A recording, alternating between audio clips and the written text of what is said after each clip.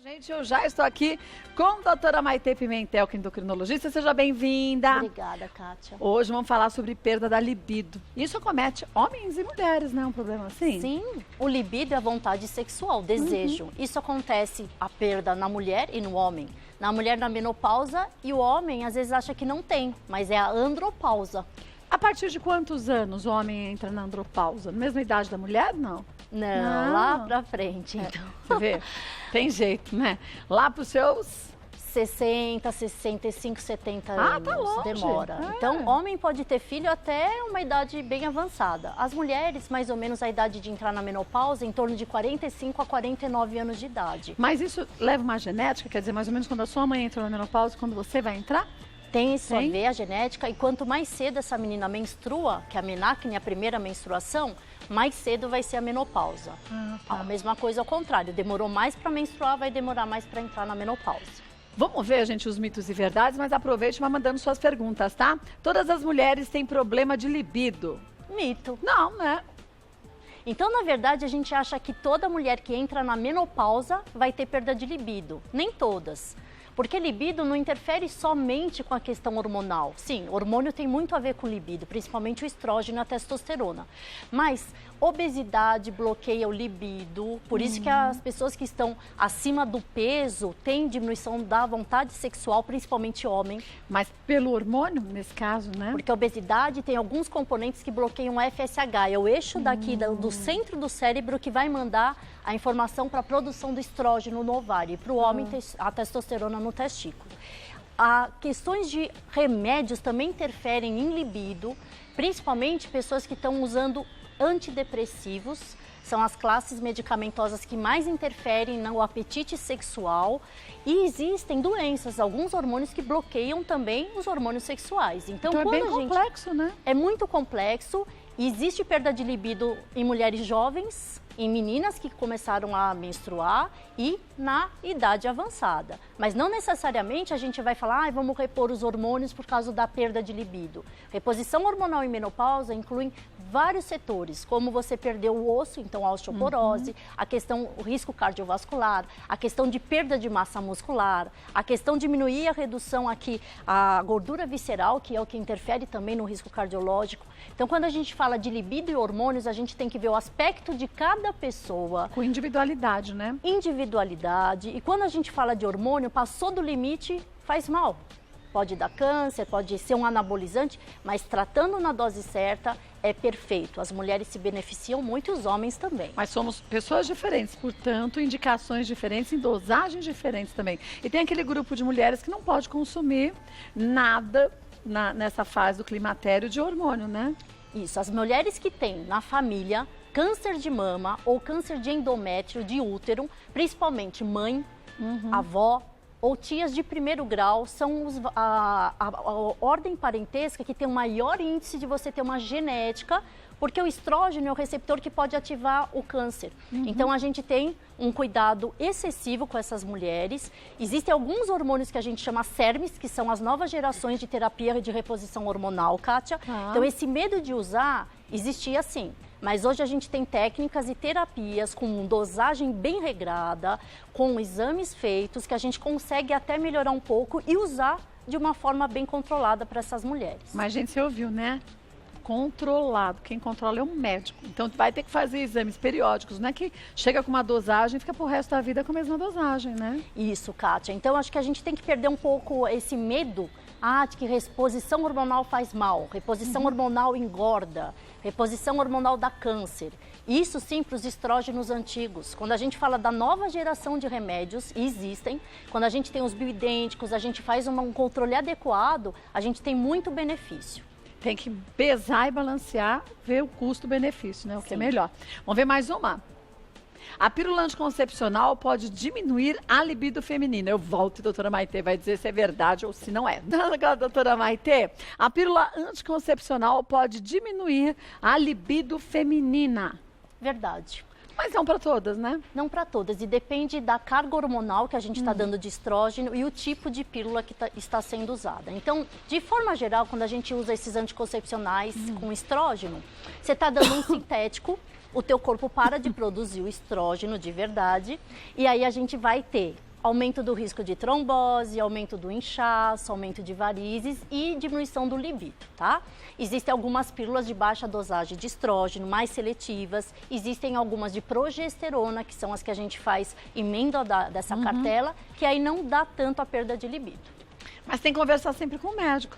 Não só sobre perda de libido, mas tudo que está diferente no corpo da gente, a gente tem que informar, né? Existem oportunidades que a gente pode usar a pílula para anticoncepção ou para algum problema hormonal e a gente dá outras coisas para aumentar o libido, para compensar. Porque todo remédio, Kátia, faz bem para uma coisa, mas muitas vezes tem efeito colateral de outra. Ajuda de um lado e estraga um pouquinho de outro, né? E o que é legal da medicina? A gente pode balancear isso. Sim, então, você ajuda esse sintoma com isso, você dosa isso e você consegue ter um benefício para o paciente. Vamos ver mais um? A fase em que as mulheres têm maior desejo sexual é aos 30 anos. Uau! É? Não, Mika. Não, né? Na verdade, se fosse assim carimbado, então já era, né? Passou do E a gente já estava virando o cabo da Boa Esperança, eu mais ainda. Então, que bom que não é assim. Ainda bem, né? O libido, o desejo sexual, a vontade, ela vem de vários fatores. E, lógico, na fase fértil, a gente tem maior carga de hormônios e a gente tem mais desejo sexual. Agora, uma coisa que eu queria deixar bem clara, e eu acho que é importante para vocês de casa saberem.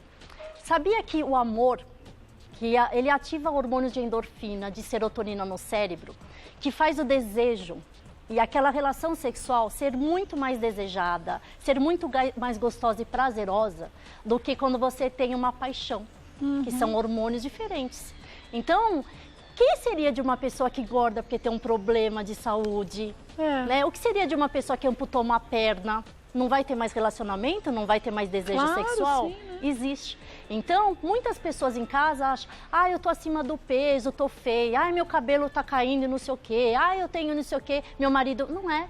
É lógico que a gente tem que se cuidar, a gente tem toda a parte de saúde, mas essa preservação de um desejo sexual não tem idade, ela depende de vários fatores e todo mundo consegue se ajudar. Mas você sabe que o Dr. Pellini outro dia teve aqui, ele é sexólogo, e ele disse que na mulher a relação sexual começa na cabeça. É verdade.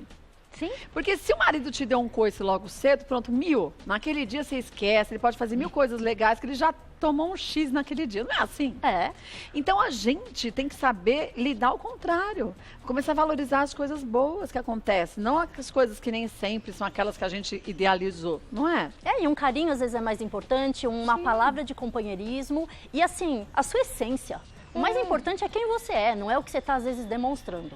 Agora, uma coisa mulher é muito ligada a isso, ao carinho, não falou isso, tá triste. Homem tem testosterona alta. Mas ele só vê uma mulher passando com um bumbum bonito que ele não consegue nem se controlar para olhar. Por isso que homem tem maior desejo do que mulher. Vocês riem, mas é verdade, eu bem fico de olho em vocês. Mas aí eu já aprendi aqui também, homem olha mesmo não quer dizer que deseja. Olha, porque é bonito. Não é verdade? E desejar também é algum pecado, será? Se Agora, ficar só nisso, não, né? Tomar atitude, aí já é outra coisa. É verdade. Vamos ver mais um? O aumento da prolactina, o hormônio que faz a mulher amamentar, pode ser a causa da perda de libido. Verdade. É verdade. E olha que interessante, a maioria das mulheres, quando tem filho, perde muito desejo sexual.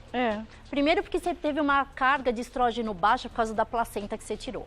E a mulher vai produzir prolactina, que é o hormônio que vai fazer o leite, a amamentação, e ele bloqueia o FSH, que é o hormônio do eixo que produz o hormônio sexual.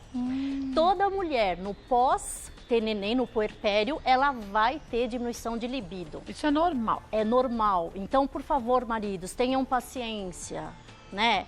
Ajudem as suas esposas, vá ao médico. A gente tem como repor um hormônio que não prejudique o aleitamento, que aumente o libido ou que pelo menos diminui essa perda. A gente inclusive tem alguns antidepressivos de forma natural e que a gente consegue aumentar a libido, até plantas. Todo mundo fala da soja, não fala, Kátia? É verdade. Mas tem uma coisa chamada simicifuga. Conhece isso? Eu já ouvi falar de simicifuga. Teve um estudo que foi feito agora em 2016 no JAMA, é uma publicação muito interessante de menopausa, que é um dos melhores, até melhor do que soja, para aumentar desejo sexual, libido, e é uma planta. E não tem tantas contraindicações, né? Não tem contraindicações e não faz mal até pro neném, porque tudo que você vai usar em aleitamento materno, tome cuidado, você vai passar para o neném. Agora tem que conversar com o médico, né? Porque é plantinha também, que a gente pode sair tomando chazinho, tudo quanto é planta, né? E tem que dosar os hormônios, os receptores e ver a dose correta disso ser usado. Mas o que interessa é que existe possibilidade de tratamento e de melhora. Até durante a amamentação, Até né? a amamentação. Vamos ver mais um? Mito ou verdade? Todas as mulheres devem tratar a menopausa com reposição hormonal. Mito. Então, na verdade, a gente acha que parou de produzir hormônio, eu preciso repor. Depende, né? Quando que é indicado a reposição hormonal? Quando tem aquelas ondas de fogachos muito graves, que é aquele calor que vem do tórax. Acontece principalmente de madrugada e muita sudorese. Quando a mulher começa a aumentar muito a gordura visceral, quando aumenta o risco cardiovascular, irritabilidade, começa a beliscar muito doce, insônia é um dos fatores primordiais. Mas o que acontece é para todo mundo ser tratado? Não, quem tem sintomas. Muitas mulheres não têm sintomas de menopausa. Mas é verdade que quem sofria muito com TPM na menopausa sente mais os efeitos da menopausa? É verdade. Porque isso depende da carga hormonal e de receptores dessa mulher. Então, mulheres que são dependentes de sintomas estrogênicos, ou seja, maior grau de dor de cabeça antes de menstruar, turgência mamária, muita dor de cabeça e perde o sono, irritabilidade excessiva. Uma mulher irritada é normal, né? É. A maior parte. A gente é mais irritada que homem, né? É pavio curto. Não é pavio curto? E tem a ver com isso. Tem, né? Quer dizer, porque a gente fica naquela oscilação hormonal constante, né, Maite? Isso, na verdade, é porque é desculpa de mulher. Não é. A gente tem trabalho com ratinhos, dando estrógeno, tirando, eles ficam mais irritados mesmo. Então, a gente tem comprovação científica que isso é verdade. Agora, quando a gente fala também, vamos tratar a reposição hormonal só por sintomas, os sintomas vão embora. Depois de 3 a 5 anos, esses sintomas, mesmo sem tratamento, podem ir embora. Mas a gente sabe hoje em dia que a falta de estrógeno diminui o que? A queda da bexiga, então aumenta a incontinência urinária, sintomas de ir no banheiro toda hora, aumenta o risco de cintura abdominal, 74% das mulheres na menopausa aumentam a barriga. E não estamos falando de beleza, a gente está falando de saúde. Então aumenta o risco de infartar, de ter gordura de fígado e essas mulheres também aumentam uma tendência de ter osteoporose. Então, independente da gente tratar hormônios para sintomas, deve-se, no médico, procurar ajuda para tratar as consequências hormonais da menopausa. Vamos para o último mito, ou verdade? Problemas na tireoide podem afetar o apetite sexual também? Também. Essa tireoide afeta tudo, né? Não é verdade? Ela é a causa de todos os tão problemas. Pequenininho, uma bichinha mexe com tudo, não é mesmo? Verdade. É porque ela mexe com o metabolismo. Então, o fator tireoidiano, ele mexe na queda de cabelo, ele mexe no desejo sexual, no crescimento das crianças, na produção de outros hormônios. E o que acontece? A tireoide em excesso, ela dá aquela taquicardia, arritmia, emagrecimento, não altera tanto o desejo sexual.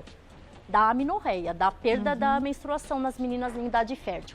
Mas o hipotiroidismo pode sim bloquear a menstruação, dar maior irritabilidade, aumento de peso, inchaço e você também aumenta esses sintomas de não ter mais libido. Então, mulheres jovens que não têm libido, um dos hormônios a serem estudados é a tireoide. Bom, volto para a gente responder as perguntas, que tem muita. Voltando com a doutora Maite, vamos ver as perguntas, Maite, que chegaram. Olha, Yasmin. É verdade que a terapia de reposição hormonal faz a mulher engordar e aumentar os pelos no corpo? Essa é uma grande dúvida, né, Kátia? Yasmin, quando a gente está falando de reposição hormonal, vamos deixar bem claro que a gente tem o estrógeno, a progesterona e a testosterona, tá? O estrógeno serve para diminuir os calores, aumentar a lubrificação vaginal.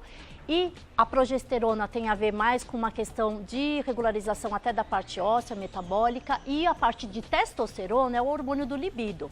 Aumenta desejo sexual também, aumenta a força muscular, define, diminui flacidez, diminui a gordura visceral, mas na dose certa. Então, essa é a grande chave da reposição hormonal. Saiba com quem fazer, sempre com indicação médica. Nunca pegue o gel da sua amiga bioidêntico ou o remédio da sua amiga, por quê?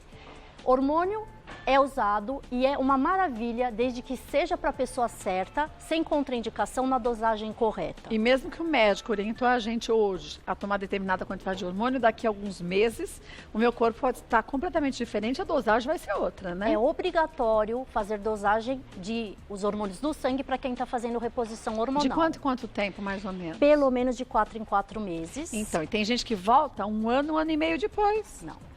Quando Né? a gente faz a reposição de testosterona, se passa do limite, isso vira anabolizante. Então, aí você tem todos os malefícios do anabolizante. Aí dá o pelo, Então. aí dá voz grossa, aí dá queda de cabelo. Então, assim, é para ser usado na dose certa, na dose permitida. Então, Yasmin, se usar na dose certa, não vai ter pelo a mais no rosto.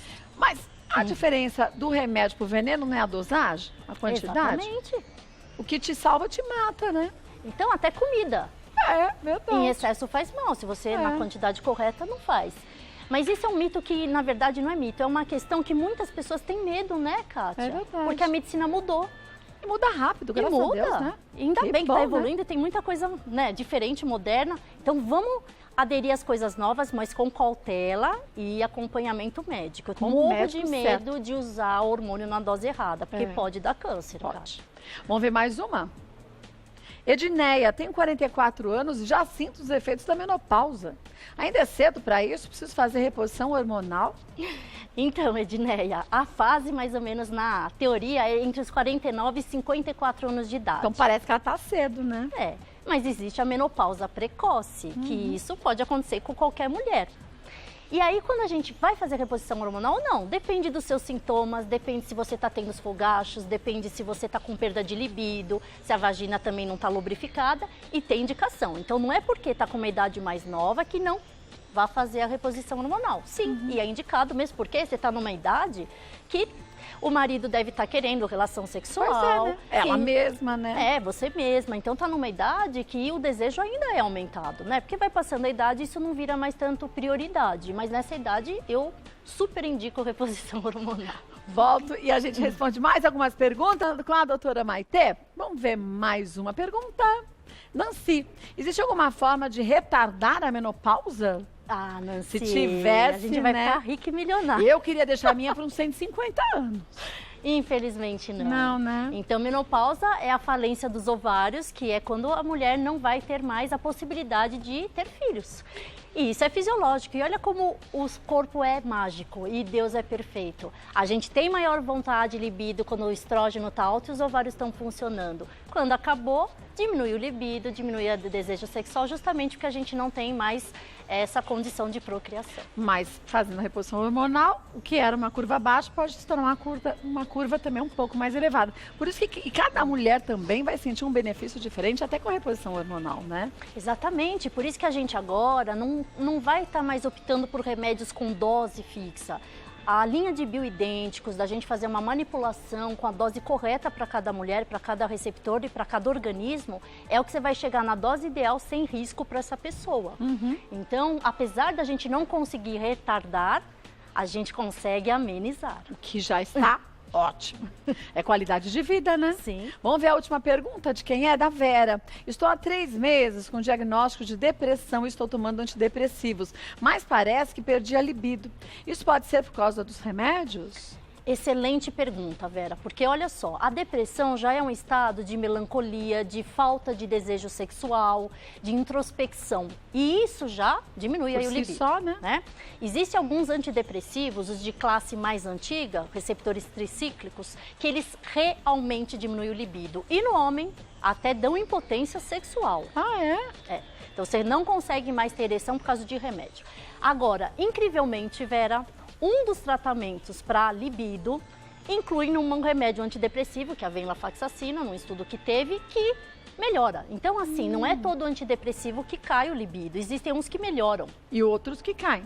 Então, converse com o seu médico, discuta a troca desse antidepressivo, se for possível, que você vai conseguir um benefício de tratar a depressão e não perder o libido. Gente, conversar com o médico é imprescindível. Agora, que tem de gente que tem vergonha, ou então acha que determinado sintoma não tem nada a ver com o que você tem. A gente não é médico, não é a gente que estuda a vida inteira para entender o corpo humano. E mesmo os médicos estudam e às vezes também ficam um pouco em dúvida em algumas coisas, né, Maitê? Então tem que perguntar, leva anotadinho tudo que você sente, sinto de manhã isso, na hora do almoço isso, à noite isso. Dependendo da hora e dos sintomas, dá para também fazer um diagnóstico, não dá? Perfeito, Kátia. Ainda mais quando a gente trabalha com hormônios, a gente tem os picos, os vales. Então tem pessoas que entram numa depressão das 18 horas, isso é muito comum, tem a ver com cortisol. Tem pessoas que são sonolentas, mas ficam despertas. Tudo isso é questão hormonal, é questão de receptor. E quando você se conhece, você conhece teu corpo e sabe falar o que está acontecendo de verdade, ajuda a gente. É verdade. Né? A medicina, como você falou, não sabe tudo, né? E dificilmente vai saber tudo. Se Deus quiser, porque senão nós não para de seríamos pesquisar, humanos, né? É verdade. E não para de pesquisar, mas pequenos detalhes fazem toda a diferença para um bom médico que sabe escutar e sabe pesquisar. Por né? isso essa relação médico-paciente tem que ser de total segurança e confiança. Se você não confia no médico que te trata, não adianta. E aí pode ser do postinho de saúde, pode ser de plano de saúde, pode ser particular, tem que ter confiança, porque a gente tem que seguir o que é dito pelo médico. E aí depois vai se readequando à necessidade do paciente, né, Maitê? Vou passar os contatos da doutora Maitê para você conhecer um pouco mais do trabalho dela. Entra lá no site, que tem informações também sobre alguns sintomas, algumas doenças, o que ficar mais em alerta, o que não ficar. Tem umas dicas bem legais lá, www.indoc.com.br. Indoc, gente, é ENDOC. .com.br. Querendo sugerir algum tema também, pode, doutora Maitê, retorne, a gente esclarece a você. Quase eu fiz uma chuva difícil.